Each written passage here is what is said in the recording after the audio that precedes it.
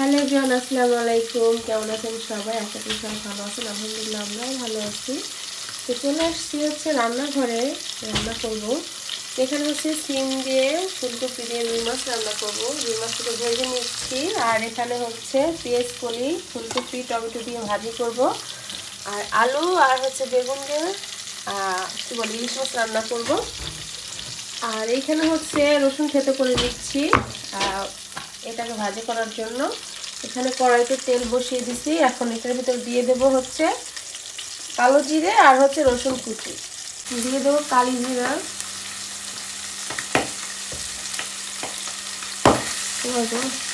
খেতে করে রসুন। মাছ ফুটতেছে, ভয় পেয়েছি। তেলের ভিতরে মাছ ঠাস ঠাস করে ফুটে উঠতেছে।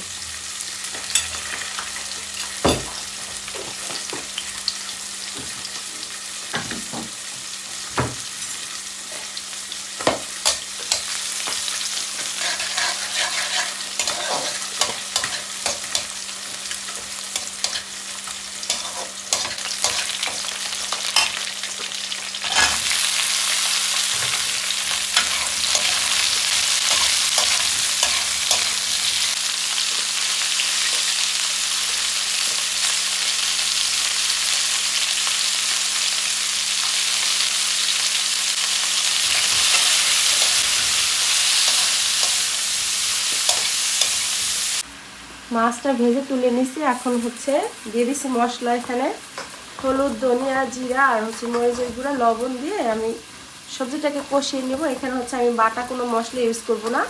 আমি এখানে দিব হচ্ছে আমাদের গ্রাম্য ভাষায় বলে হচ্ছে ফোড়ানি, আর অন্যান্য জেলায় শুনছি এটাকে বলা হয় শাক। তো সেটা দিয়ে দেবো লাস্টে। এখানে হচ্ছে আমি লাস্টে যেটা ইউজ করবো সেটা হচ্ছে জিরা আর হচ্ছে রসুন আর পেঁয়াজ।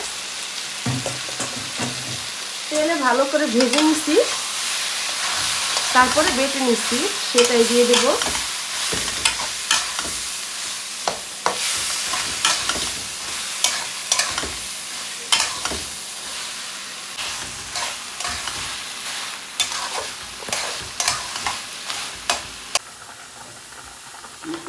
তো ভেজে রাখা মাছটা দিয়ে দেব, আর যেটাকে শাক বলা হয় সেটাও দিয়ে দেব। তো দেখাবো শাকটা দেখতে কেমন, ফোড়ানিটা আর কি দেখাচ্ছি আপনাদেরকে আমি।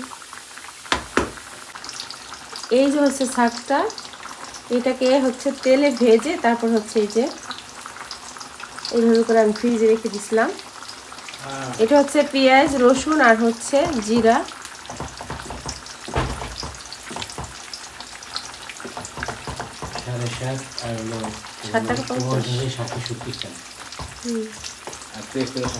আর নামানোর আগে দিয়ে দেবো হচ্ছে ধনিয়া পাতা কুচি।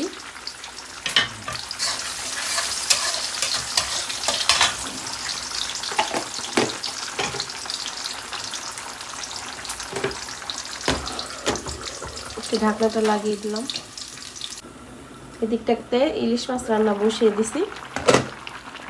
এদিকে তরকারিটা হয়ে আসছে, দিয়ে দেবো ধনিয়া পাতা।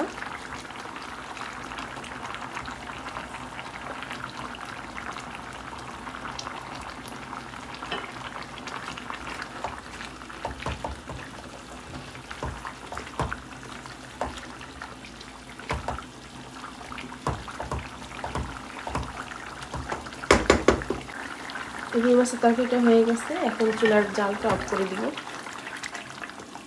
হয়ে গেছে রান্না। ইলিশ মাছটাকেও রান্না করে নিচ্ছি। ইলিশ মাছটা কষিয়ে তুলে রাখলাম। এখন সবজি দিয়ে দিলাম। সবজি দিয়ে কষিয়ে ঝোল দিয়ে মাছ দিয়ে তারপরে তরকারিটা রান্না কমপ্লিট করে নিব।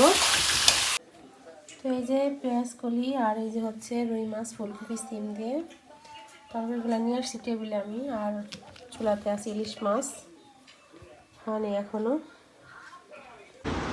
খাওয়া দাওয়া শেষ করে বাইরে চলে আসছি, মানে ডাক্তার আছে আজকে, ডাক্তারের কাছে যাচ্ছি। বাবুকে নিয়ে আসছি সাথে করে, যে বাবু। আর আপনাদের ভাইয়া আসতেছে, এই যে আজকে ডায়াবেটিসের ডাক্তার আছে তো এর জন্য বের হয়েছি। অনেক ঠান্ডা গো, দেখো আপনাদের ভাইয়া চলে আসছে।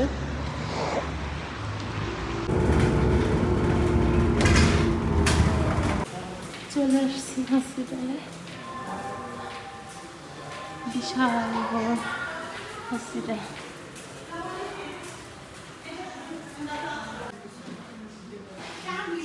Sì, non c'è problema, io.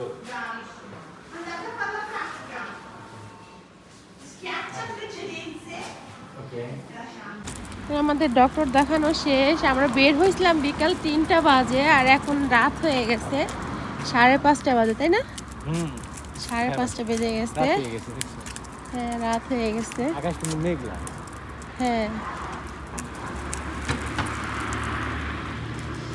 ঠান্ডা কুয়াশা। এই যে দৌড়ে সারতে পারবা? দৌড়ে বাস ধরছি। আল্লাহ, মাত্র ফাঁকা, অবশ্য কেউ নাই, আমরা এই লোকটা 3জন।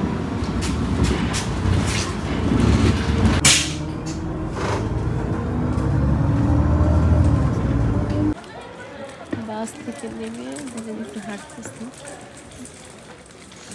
আপনাদের ঘর ছুটি, কাজ নেই।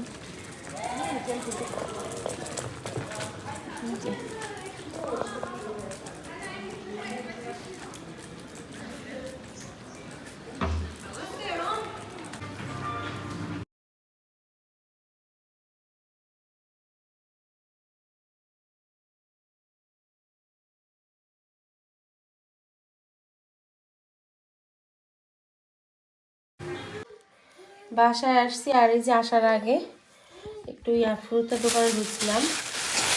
তো দেখেন এই ফুলকপিটা কত বড়, এটা হচ্ছে গিয়ে 2 কেজি 72 গ্রাম। অনেক বড়, অনেক বাবু, হাত উঁচা করতে পারি না, কত বড় দেখছেন, বিশাল বড় একটা ফুলকপি। দেখেন আর একটা জিনিস আপনাদের সাথে শেয়ার করি, সেটা হচ্ছে এই যে ইলিশ মাছটা কেনা হয়েছিল, ইলিশ মাছটা হয়েছে গিয়ে 20 ইউরো করে কেজি নিছে। তো ইলিশ মাছটা কিন্তু মোটামুটি অনেক বড়, মানে আপনার একটা ইলিশের দাম পড়ছে প্রায় আপনার কি 40-42 ইউরোর মতো পড়ছে। যাই হোক, বাংলাদেশে প্রায় 5,500 টাকার মতো। এই যে, তো এই মাছটা মানে কি বলবো, আমার সুফিয়া তো রুই মাছ টাছ খায় খুব কম, ওকে বেশিরভাগই হওয়ার পর থেকে ইলিশ মাছই খাওয়াই।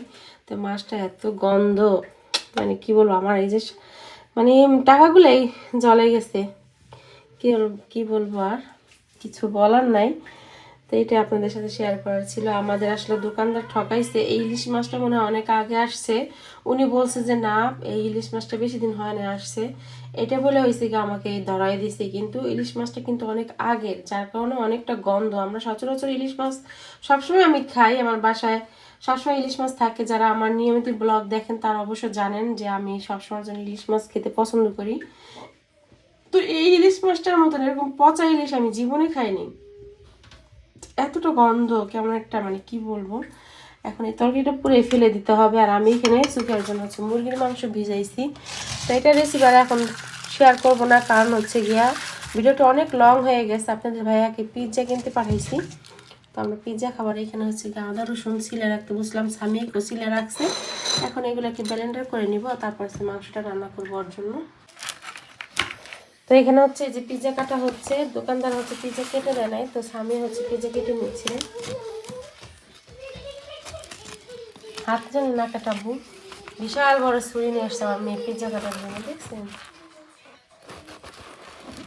আর কি আনছে, কেবাব আনছে, দেখি নি দেখি আরেনো কেবাব, হ্যাঁ কেবাব আনছে।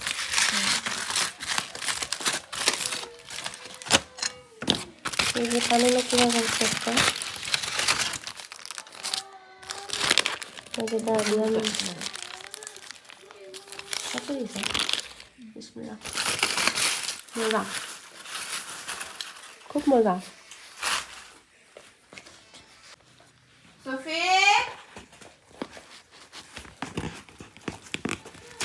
স্বামী নাও, টিভি দেবো না? টিস্যু দেবো তোমার কাছে, না, ঠিক আছে, মুসরাই দেবে এভাবে। ঠিক আছে খাও আম্মা আসো সফি এই যা আজকে যে আসো হ্যাঁ রস করে দিই রস করে দেবে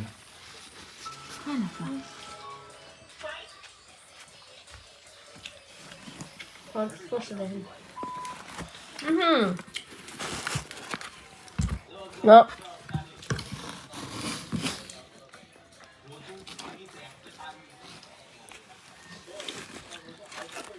হয় না একটু খাও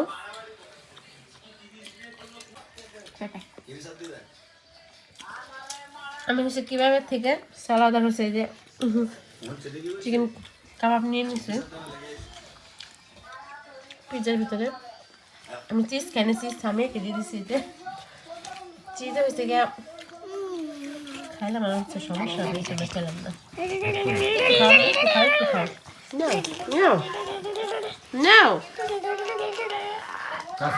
হ্যাঁ না দেখছেন মানুষের বাচ্চারা খাবার দেখলে হা করে তেদে করে আমার বাচ্চা খাই না যাও আবার নাও বাচ্চারা খাবার দেখলে পাগল হয়ে যায় আর ও খাবার দেখলে আরো পালায় নাও পাখি যতে একটু খাওয়াই না বাড়ি সিলিক করে দেখে না মা খা খা নাও খাবে না খা তো খা না লাভ নেই থাক থাক থাক ও আল্লাহ দেবে ভালো রাখে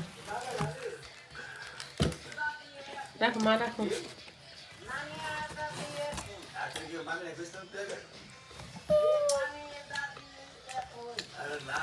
নানি দাদি বলে একই কোকান ছিল কুকনিল টপা তাই ভালো থাকবেন সুস্থ থাকবেন আল্লাহ হাফেজ